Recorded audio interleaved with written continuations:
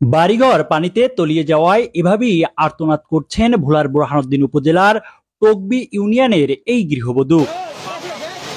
বঙ্গোপসাগরে সৃষ্ট লঘুচাপের প্রভাবে বোরহানউদ্দিন উপজেলার হাকিমউদ্দিন থেকে কাজিরহাট অংশের বেড়িবাঁধের টকবি ৪ নং ওয়ার্ডের একটি অংশ দিয়ে জোয়ারের পানি ঢুকে প্লাবিত হচ্ছে লোকালয়। এতে করে হুমকির মুখে পড়েছে মেঘনার তীরবর্তী এসব এলাকার বাসিন্দারা।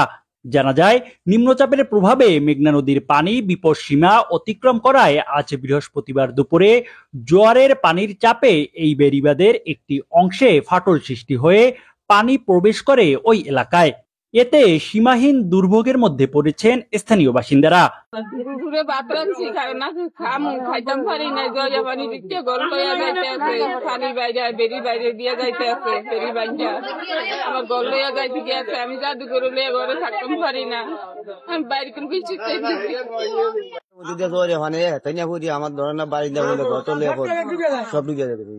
বস্তা মানে 50টা দিয়ে বস্তা শুধু আমার শুধু মানে দেয়া শুরু হয়ে গেছে জোয়ারে পানি।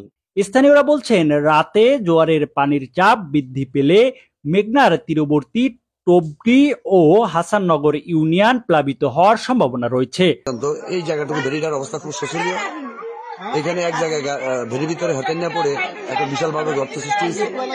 আর কুয়েত মসজিদের দক্ষিণ পাশে ভেরি ওভারফ্লো হয়ে সেখানে একটা গর্ত সৃষ্টি হয়েছে, ওখান দিয়ে পানি ওভারফ্লো হয়েছে। এখন রাত্রে কি হয় এখনো বলা যায় না।